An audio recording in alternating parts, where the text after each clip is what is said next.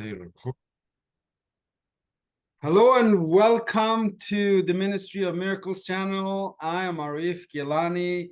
Today I have a special guest on our channel, a longtime friend and a business associate, and now coming back to us, Mr. Jamil Banton. Jamil, tell us a little bit about our history.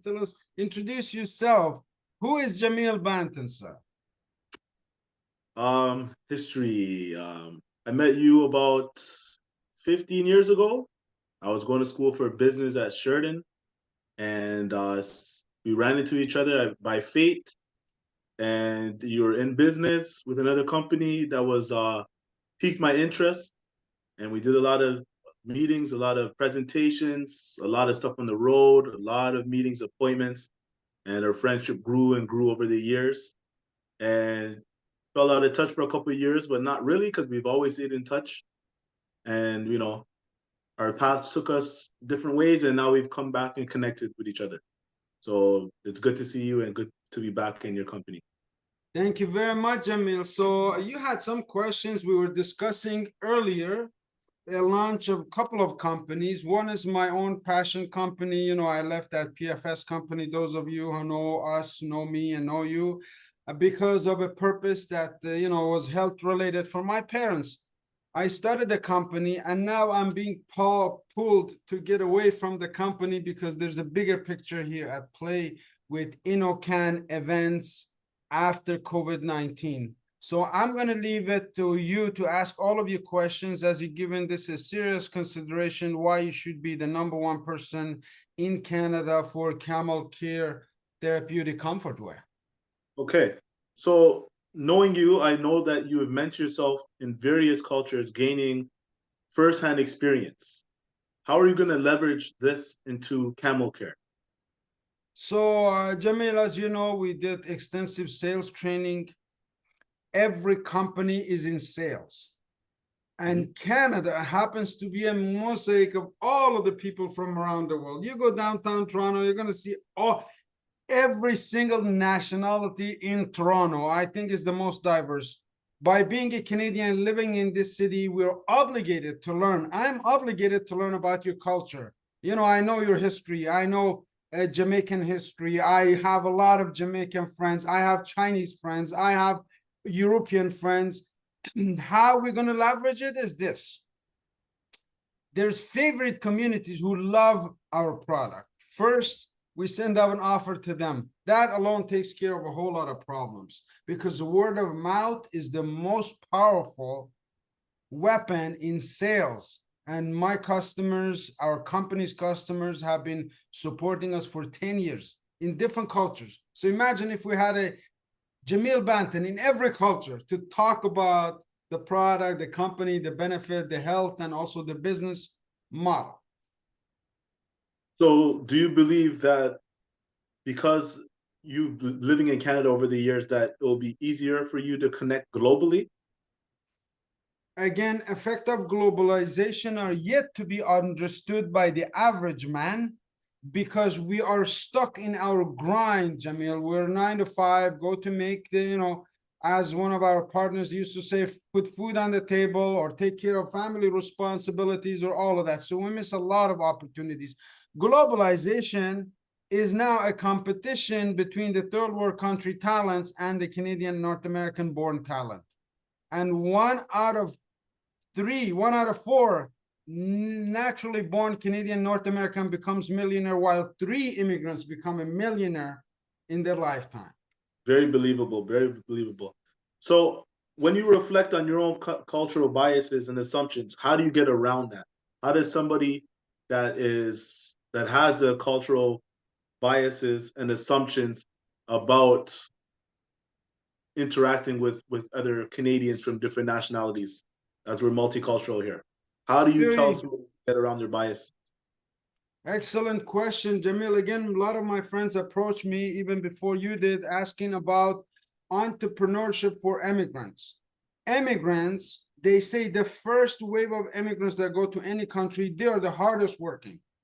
because you're building your business, you're building your family, you're building your children for the next generation. They'll have a better life than us, hopefully. Mm-hmm. So this mission to create a better life for yourself, for your company, for your family, and taking that message into all cultures of Canada, because we have the foundation of our company was built on personal development. As you know, I love Napoleon Hill, and then I later on during COVID-19, I found out Rumi was the god of personal development, and we have developed our own philosophy on how we want to reach our communities, various communities. All people need to do is really follow the trend, click the links, and find out where they fit in. Okay, that's great. So Arif, I know you speak a few languages, right? And how do you feel about developing your language skills and encouraging multiculturalism in a business settings? Like our former company that we were with, that we worked with, had a lot of different people from different cultures. You had people from Iran, you had people from Canada, you had people from Jamaica, which speak Patois. But I mean, we also had people from Philippines, Poland, all over the place. How are you going to how important is it for you to engage in multiculturalism with the language barriers that we have? Very good question, Jamil. Again, there's two things that all human race feels the same way. One is pain, and the second is joy. Joy from being humorous. I don't mind making a fool out of myself if I can make somebody else, laugh. I don't mind being funny to people. I also actually considered starting a comedy show. Then I said, that will offend people. I'm a businessman. I need to be in the real world. So we have created systems where if somebody speaks with an accent in your office, Jamil, you shouldn't be making fun of that accent. You should actually be proud of them because they speak one language that you don't. Exactly. And as many languages as you speak, you're that many people. So I speak a few languages. Yes, I can connect with people from those countries because I understand their culture. I make friends with Jamaican background Canadians just like this. Why? Because I understand the culture, I understand the fun, I understand the hype. That was back in the 90s. Everybody wanted to be somebody, you know what I mean? Arif, you took away, that's amazing. You just took away my fifth question in a sense, but maybe you can add to it. I've been in your presence for a long time. How do you foster a global mindset within any organization you go to? And it's almost second nature for you. And I think you touched on it already, but do you want to add to that for me a little bit? Your mindset in an organization, how do you foster it globally? How do you manage to just go into another company? Let's say you go to Poland, and how are you able to foster that in? Really great question. Again, you and I were in a company that was local, that was tied to North America. You remember PFS.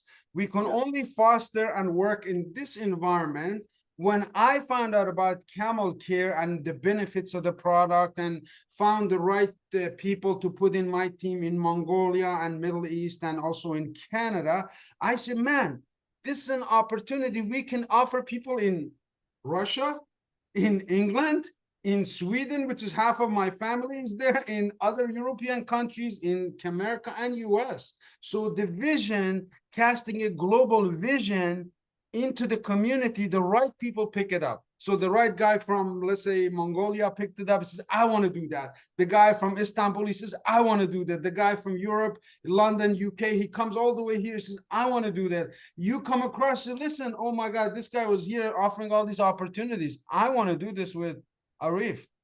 And that's what we have in this conversation. Perfect. So when we were in the other company together, I've always been the person you're asking me my feedback on how our presentations went, how our Saturday meetings went, how the cold calls went, being in the field, recruiting, and all such forth. So I've always tried to keep you up to date on what's new, and I think you're catching up a little bit. But now utilizing technology to bridge the cultural gap has become easier with collaborative platforms, transitional apps, and even virtual exchanges. We never had so much. Zoom wasn't a thing back in the day. Most they had was BlackBerry voice messages and all that stuff. So now technology has become easier to bridge a cultural gap, which kind of makes it easier for you. It's almost a slam dunk for Arif Gilany himself, because now you can see the face behind the energy. You can hear and see the voice behind the energy. How would you incorporate some of that today? I know that you're, I don't want to, for lack of better terms, to say old school, but I know that you're a person that likes to speak to somebody, look them in the eye and talk to their face about how would you utilize today's technology, or how are you using it for to bridge that gap culturally? You got excellent questions, Jamil. Nobody's been asking me these questions. I've been on interviews on Voice of Canada, which is made for immigrants. It's going to be published on 22nd of June. How is a really good question, Jamil. You ask me how questions. How do I do this? How do I do that? How do I do this? Most people sit at home and asking themselves why.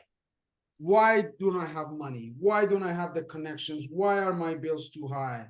When you differentiate between why and how, the how becomes easier. Very So clear. using globalization, using other hungry people to get on the same page, on the same vision, on the same mission makes my job much, much easier. You're right.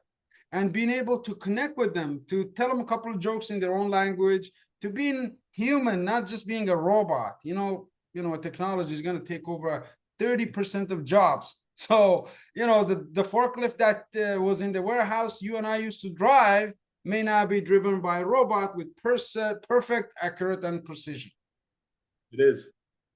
Okay. So, like I said, you've embraced the adaptability and flexibility and your communication style. With all these new tools that are there, it has become easier for you.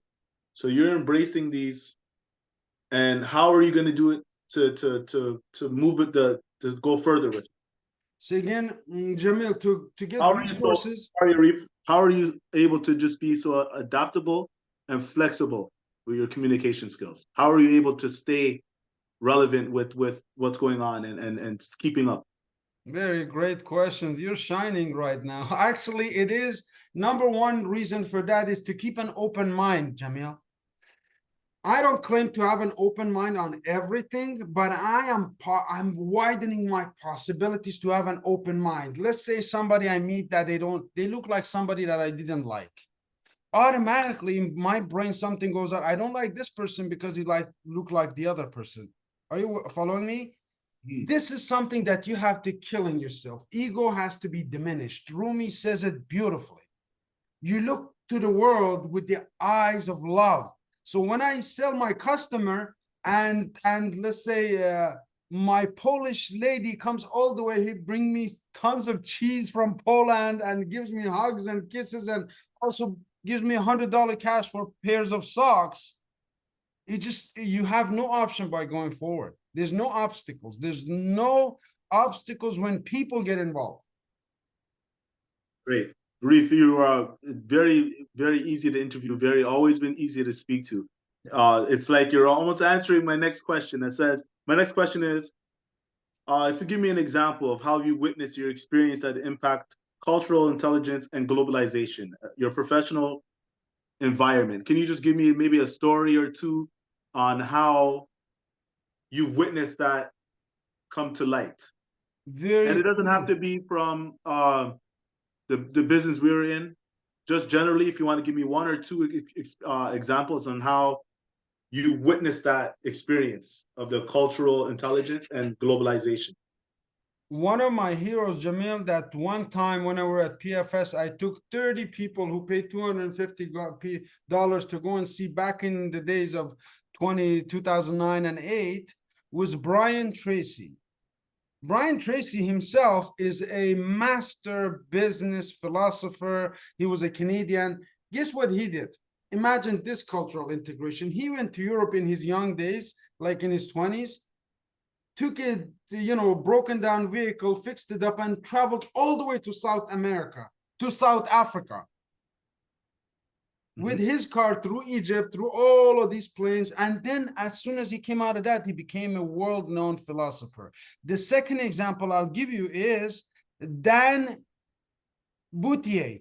Dan Boutier, who researched longevity to the age of 100. It's called the Blue Zone. There are 5 destinations in the world that the average person lives. 80% of the people live from 85 to 100 years old than any other place on planet. This people, this Dan went on an interview to ask these people in their own language. So he made fun with them. He danced with the Japanese. He went to have a little bit of a grappa or a little bit of drink with the guy in Greece, you know, a little bit of wine to find out what they're thinking. See, when you get into build a part, connection, build a connection.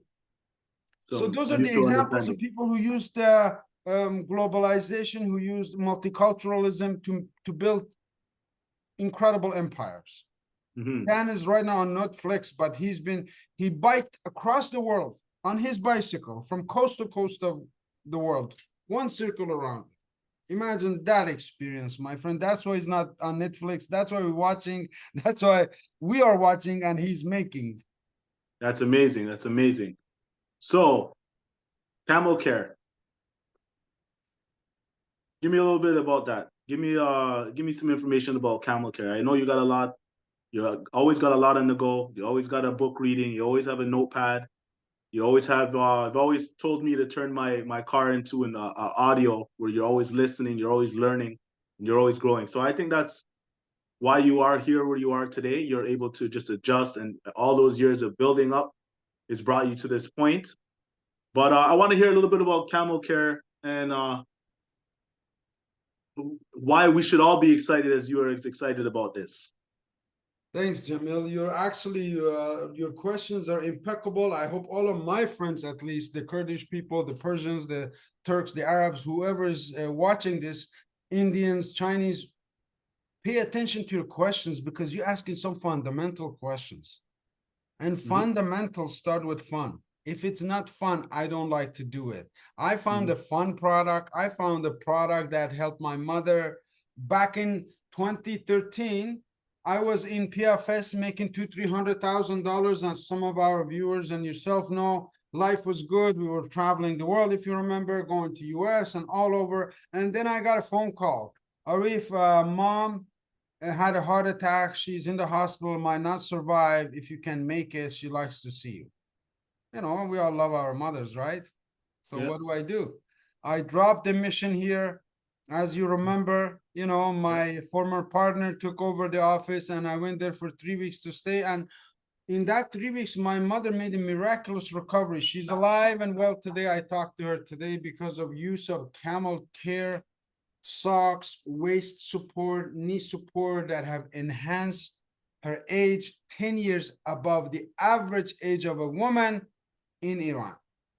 Great. So this is a health and wellness product. It's an activewear product. It's a comfort luxury product. Great. It's amazing. So Arif, when are you going to expand this? When are you going to share this? I've witnessed you speak in front of, I remember going to the Citibank with you, and I remember going, you had to get security clearance to go in there and all these things here and down these tunnels and in Mississauga. And I've seen you speak in front of 10 people, 20 people, 100. I've seen you speak all the way up in front of, well, personally, I've seen you speak in front of 10,000 people, but you've spoken to people up to 50,000 people inside of a football stadium, speaking and not sweating, but not breaking the sweat, able to hold the crowd and speak to the crowd and connect with the people. A lot of times I would go to places and speak and people would be, kind of falling asleep. But when you come up on stage, everybody's got their pen. Everybody's ready when Arif Gilany goes to speak because you always had that MC capability. When are we going to see Arif Gilany speak like this again in front of 10, 20, 2,000, 50,000, 100,000 people? And now we have the technology. When are we going to get you to speak? We need to get inside that brain of yours. How can we get you to share some more of your knowledge here? Thanks, Jamil. As you're aware, as we work behind the scene, everything is coming together this summer. And there's been some incredible people who have connected with me, who watched some of these videos, who said, listen, this guy is going to be a good host. And we want him to host an event in Toronto on August 3rd at 11 to 1. We chose the best time the best day that everybody's off. In 2 hours, they're going to see the greatest presentation that I personally will do, and my team will do, and my partners will do. There will be 7 in person. And I believe after this, you'll be one of the speakers to talk about camel care. We have Dr. Sadek, who's going to talk about his inventions. We have his wife. Again, we bring in the family back into business. All right. His also wife is, she has her own business. She's going to be speaking. We have 5 other great national and international speakers. I have invited people from England. I've invited people from Montreal, from all across Canada and US. It's only 130 people. This is going to be compact, and it's going to happen on August 3rd at 11 a.m. at North York General Library, world-class facility, right in the middle of the city. Beautiful, beautiful. And it's happening at 11 to 1 o'clock on August 3rd. Perfect. Sounds great, Arif. Look forward to seeing that video or that interview, or actually, I look forward to being there because I don't think I want to miss that one. Thank you so much. And all of you who are looking the venue, I get the list and Jamil gets the list. I can forward it to him right now. The registrations have already half filled up. So if you're hesitating, I wanted to give you a reason not to attend, because people don't attend things because they think they know everything. They think that they are aware. They think that they're maxed out. They think that 8 hours of work is enough. They think that average car, average house, average everything is okay. Immigrants come here with a dream. I came with a dream, and today you're making my dream come true, my friend. And I appreciate you being a friend and a companion, and your birthday happens to be on the same date as my daughter. You always remind me. I was telling Zara, Jamil, text me again. Don't forget Zara's birthday. I said, he's been the most consistent, wonderful friend I've had. Thank you for today, sir. Have a great day. You too, sir.